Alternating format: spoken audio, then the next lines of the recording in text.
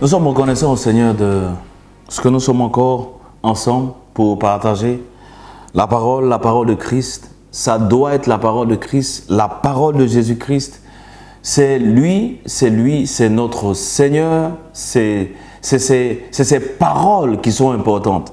Et nous sommes depuis un moment en train de nous appuyer sur le livre de Matthieu 24.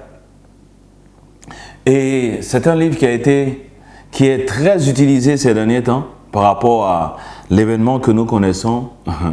Un livre qui est très utilisé, mais il y a certains éléments dans ce livre, dans ce chapitre, sur lesquels nous voulons mettre l'accent. Et commençons au début. Comme Jésus s'en allait, au sortir du temple, ses disciples s'approchaient pour lui en faire remarquer les constructions. Mais il leur dit, voyez-vous cela, je vous le dis, en vérité, il ne restera pas ici pierre sur pierre qui ne soit renversé.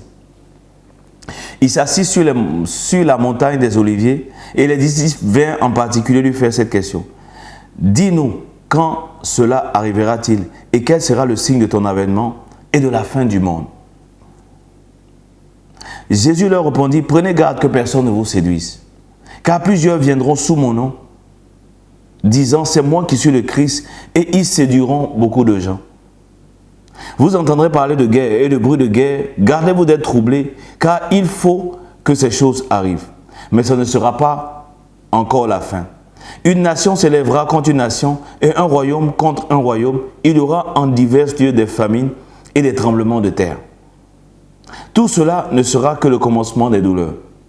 Alors on vous livrera au tourment, on vous fera mourir et vous serez haïs de toutes les nations à cause de mon nom. Alors aussi plusieurs succomberont et ils se trahiront, se haïront les uns les autres. Plusieurs faux prophètes s'élèveront et ils séduiront beaucoup de gens. Et parce que l'iniquité se sera accrue, la charité du plus grand nombre se refroidira. Mais celui qui persévérera jusqu'à la fin sera sauvé. Cette bonne nouvelle du royaume sera prêchée dans le monde entier pour servir de témoignage à toutes les nations. Alors la fin viendra. C'est pourquoi, lorsque vous verrez l'abomination et la désolation dont a parlé le prophète Daniel, établis en lieu saint, que celui qui lit fasse attention. Alors que ceux qui seront en Judée fuient dans les montagnes. Que celui qui sera sur le toit ne descende pas pour prendre ce qui est dans la maison. Et que celui qui est dans les champs ne retourne pas en arrière pour prendre son manteau.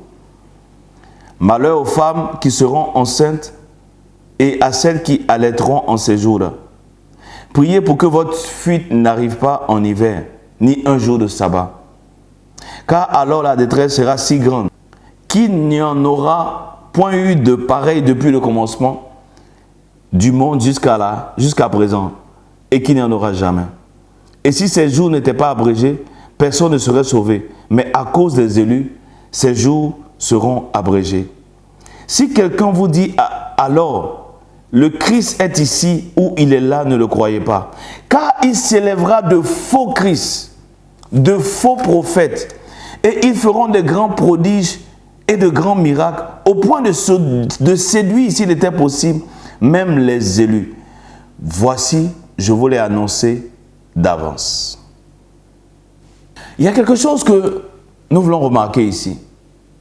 Au verset 5, Jésus dit, car plusieurs viendront sous mon nom, disant c'est moi qui suis le Christ, et ils séduiront beaucoup de gens. Verset 11, plusieurs faux prophètes s'élèveront et ils séduiront beaucoup de gens. Verset 24, car il s'élèvera de faux Christ et de faux prophètes, et ils feront de grands prodiges et des miracles au point de séduire, s'il était possible, même les élus.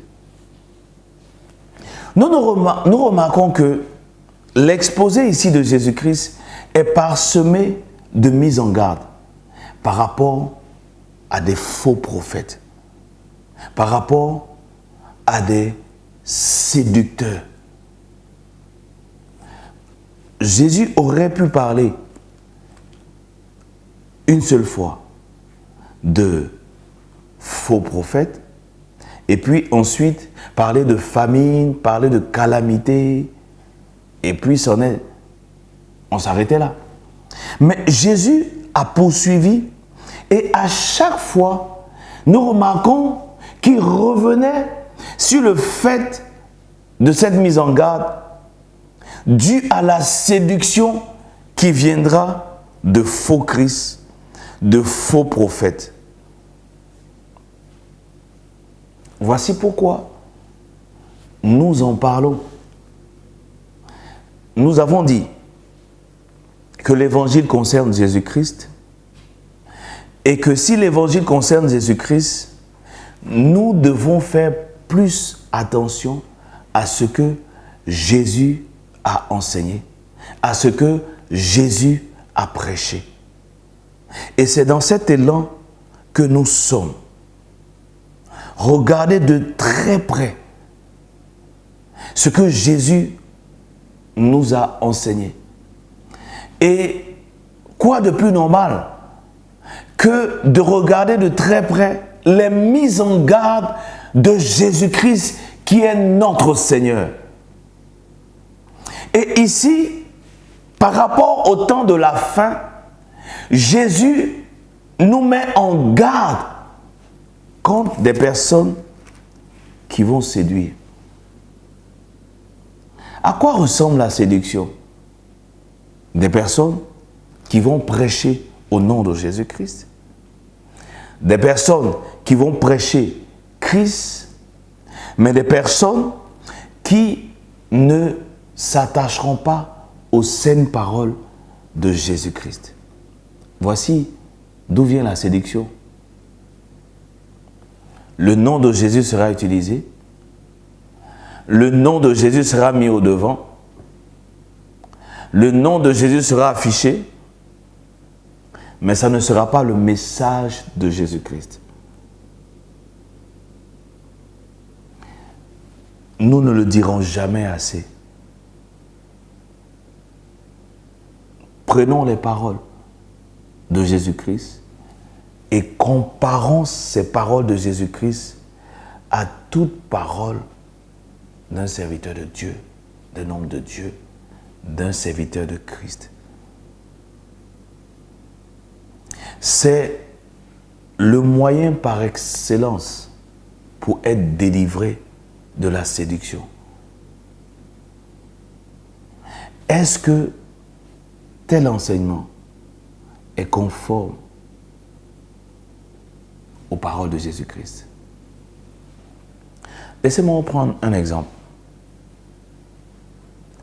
Les pharisiens sont venus vers Jésus-Christ et ont voulu poser une colle à Jésus-Christ en disant: Moïse nous a permis de répudier notre femme en lui donnant une lettre. C'est écrit dans l'Ancien Testament. Mais Jésus-Christ ne va pas s'arrêter à la période de Moïse.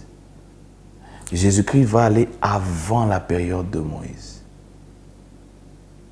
En disant: c'est à cause de la dureté de votre cœur que Moïse vous a permis de répudier. Mais au commencement, il n'en était pas ainsi. Donc, quelqu'un peut venir dire: non, voici, il est écrit dans la Bible. On peut répudier notre femme. Pourquoi? Parce que c'est écrit dans la Bible. Dieu, pour ces temps de la fin, nous a parlé par le Fils. Le cachet de Dieu, c'est les paroles de Jésus-Christ. L'authentification de ce qui vient de Dieu se fait par les paroles de Jésus-Christ. Celui-ci est mon Fils bien-aimé, en qui j'ai mis toute mon affection. Jésus-Christ va d'ailleurs dire: tous ceux qui sont venus avant moi sont des voleurs, sont des brigands. Donc, la vérité se voit au travers des paroles de Jésus-Christ. Lorsque quelqu'un veut nous séduire, il va s'appuyer, pour la plupart, sur l'Ancien Testament. Pour la plupart. Pour pouvoir dire non, c'est biblique. Pour pouvoir dire non, ça sort de la Bible. Je peux donner un autre exemple.